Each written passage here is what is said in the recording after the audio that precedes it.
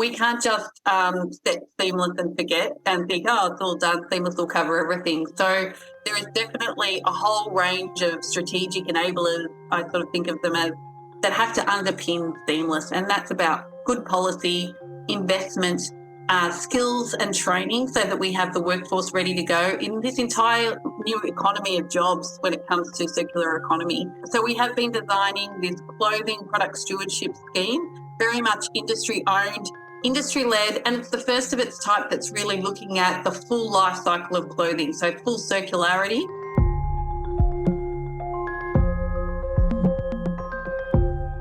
Hi, Danielle. Good to see you.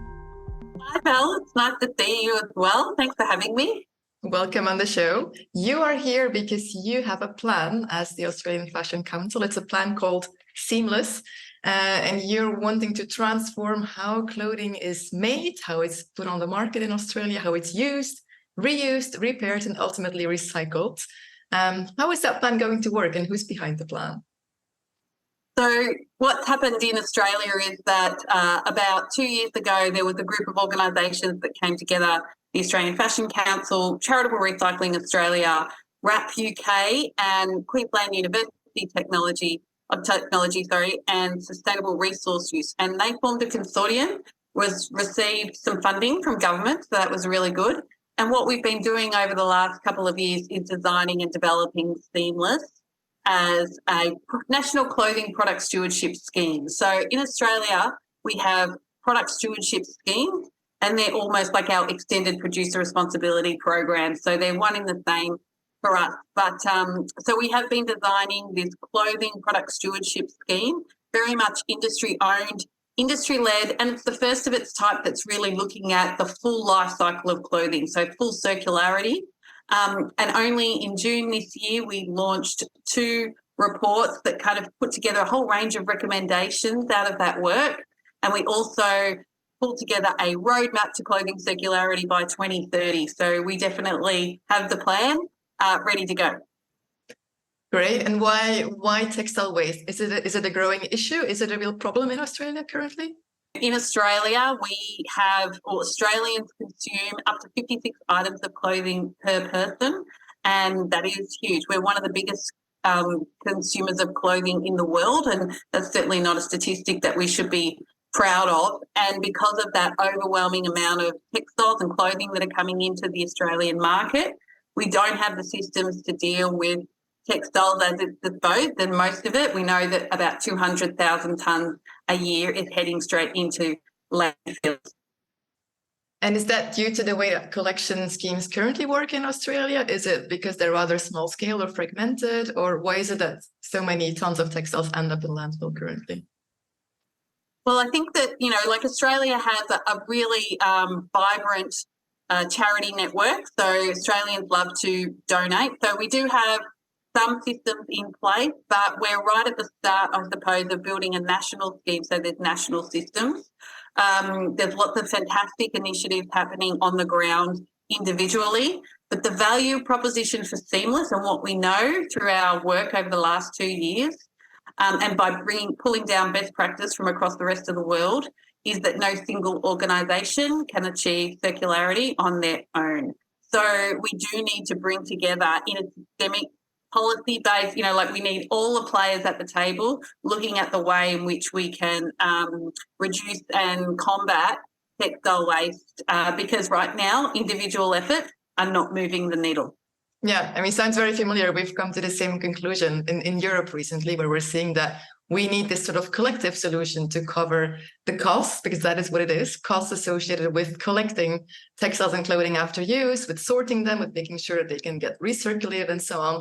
That's simply a financial burden currently. And so to cover that financing gap, we need to act collectively and build a common system and infrastructure. So very, very similar to what we're seeing in the EU currently. Yep. What's a bit more tricky, at least what we're seeing here in Brussels, is the discussions around just how much is EPR meant to cover in terms of fees that you attach to products being put on the market. I think you landed on a 4 cents per item fee. Is that correct? And how is that total funding going to be used exactly?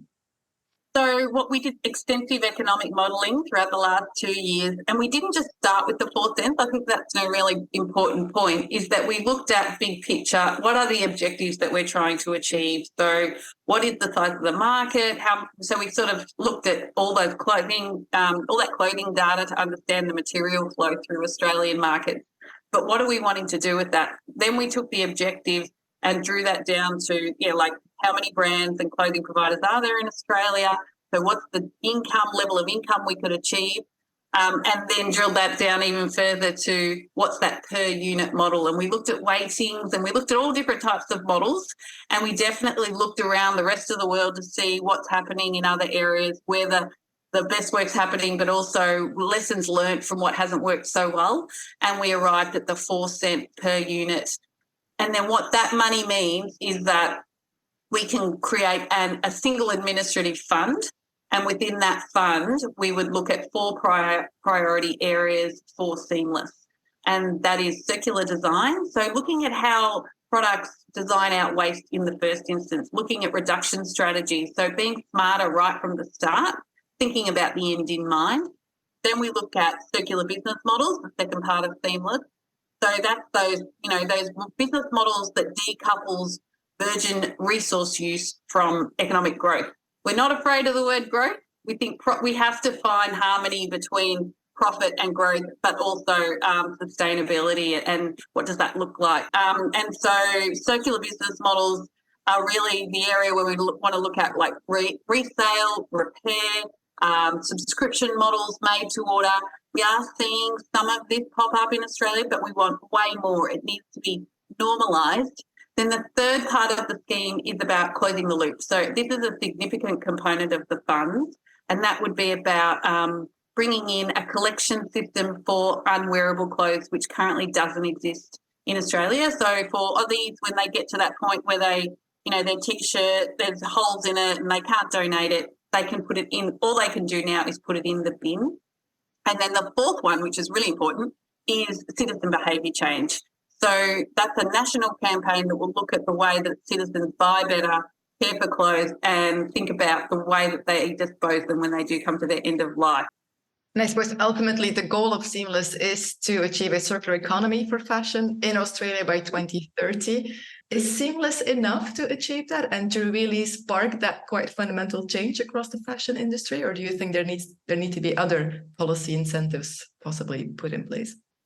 There definitely needs to be others. We can't just set Seamless and forget and think, it's all done, Seamless will cover everything. So there is definitely a whole range of strategic enablers, I sort of think of them as, that have to underpin Seamless, and that's about good policy, investment, skills and training, so that we have the workforce ready to go in this entire new economy of jobs when it comes to circular economy. We have identified that in our roadmap, which is the document I talked about at the start. So that really sort of paints the picture so everyone understands the part they get to play in reaching that circular economy by 2030.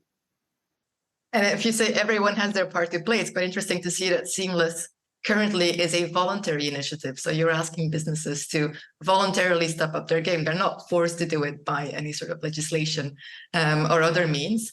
Is that going to stay that way for the time being? Do you see it becoming mandatory over time? We know that we are talking to government about regulation, and our current minister, Tanya Plibersek, has been very strong about her expectations around expecting the brands and industry to sign up to Seamless by the 30th of June 2024, or else she will regulate. But I don't think any industry wants to be regulated. And I think that the 4 cents per item is much smaller, a much smaller fee than what a regulated scheme would be, which would also have a lot more government control around it. So I think that where we are right now is the best place to start. I think that the industry should own and lead Seamless in a way that makes it their own, because there's so much room for flexibility and agility around those circular elements we talked about, and innovation and leadership. It won't necessarily look like that under a regulated scheme. So we've got 8 or 9 months to kind of pull up our socks and show government that we could do it, and that they don't need to intervene. But we'll see. All right. Well, I wish you all the best of luck with that. Thank you so much, Danielle. Thanks, Val. It's been great to chat to you.